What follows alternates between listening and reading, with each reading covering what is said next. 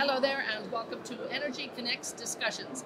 We're here in Houston at OTC, but more importantly, we're on the SLB stand, and I'm absolutely delighted now to be joined by Matt Gibbons.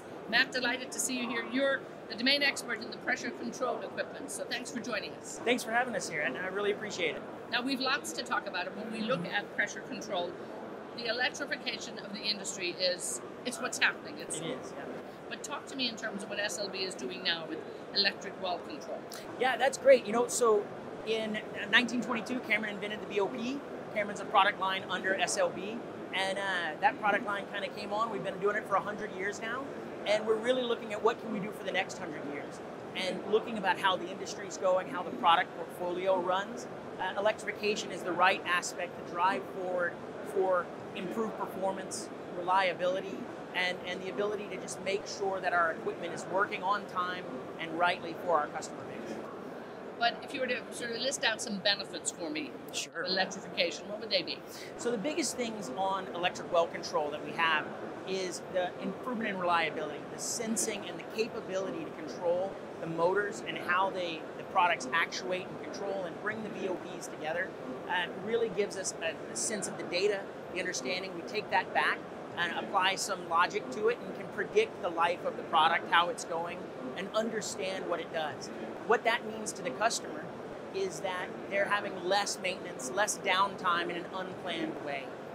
In legacy hydraulic systems that we use today, the driver is really just readbacks. You send a signal, the computer on the system says, I heard you ask me to do something, but all we get from there is volumetric flow count and the sensor readback saying I have pressure in the system. So that tells us it works, it infers it.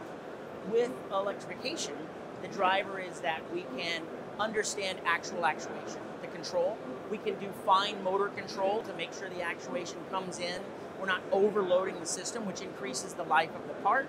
And we get better data coming back so we can make decisions on when to do maintenance, what the right maintenance is, and where we should be applying that time and effort. And when we think about electrification, I mean, is there a sort of a hybrid model, or has it got to be all full? So that's a great one. Like we talked about, BOPs have been around for 100 years.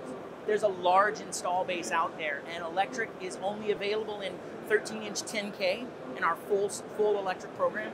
That's a program where you get to keep the rams, the part that actually moves. You keep the BOP body, but you take the hydraulic actuators away.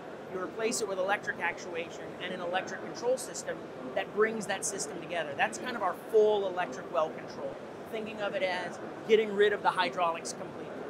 But there are situations where that may not be possible. There's a lot of equipment that's part of the well control system, from the manifolds, the diverters, the BOP stack itself, and it may not make sense to remove all hydraulics. So that's where we come with our hybrid system.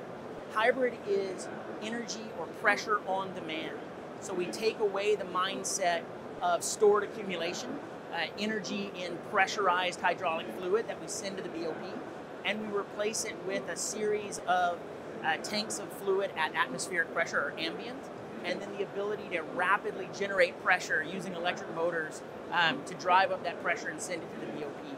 So the footprint in the hybrid system is half as large as the full the full hydraulic system would be. In full electrics, it's even smaller. So you're just removing equipment from the well site, removing maintenance, adding reliability. And clearly, even when it comes to emissions, people are going to be very excited about this system. So you get a sustainability portion that's part of it. That's not the main driver for this equipment, but it's definitely an attribute that you get. The transportation of some of the equipment to a land site, there's less material to transport. There's less waste hydraulics in the full electric, and even in the hybrid system where we're reducing the amount of volume that we're trying to move around. So that makes big benefits. So you do get that sustainability ESG metric, but it's not the primary focus for electric well control. The fact that it's there, I mean, I think this is another additional benefit. Most certainly, that's right. Yeah. So talk to me, when is this technology, going to be available, I suppose, on a more commercial level? Yeah, that's great. We started this program around 2020, driving forward with the belief that we want this thing to be out there. We want to get there as fast as we can.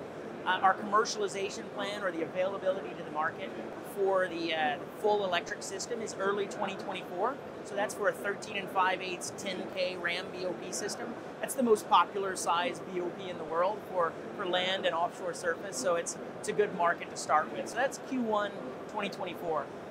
The hybrid system, we're doing our final testing right now. We're going to be ready for some field testing or prototype testing on some active rigs in Q3, Q4 of this year. So we believe the hybrid system is 2023, and the full electric is early 2024. And I'm sure, you know, all your customers very interested in that, you know, here at OTC and probably at every other conference and exhibition you're going to as well. Yeah, what are they asking about? What's top of their mind? You know, and it really comes into how do we just understand what the system's doing? How do we bring that read back in and the knowledge that we get? We're getting engagement all across the board. Like you talked about here at OTC this week, we've had a lot of customers in the booth asking us about where we're going. We've got some great meetings to follow up with, and anybody else out there that couldn't make it to this show, we'll see you at the next one, or we can set something up outside. You know? So you'll be busy for the rest of the year? I think so. Yeah, it should be. You know. Okay, so you heard it here from SLB. That was Matt Givens, the domain expert for the pressure control equipment. So keep up the good work. Thanks, Etna. Have a great day. And we're delighted to be able to bring this to you here at the SLB booth at OTC. This has been Energy Connects Discussions. Keep in touch with us. This is where we'll let you know the latest news and views from the energy environment. Take care.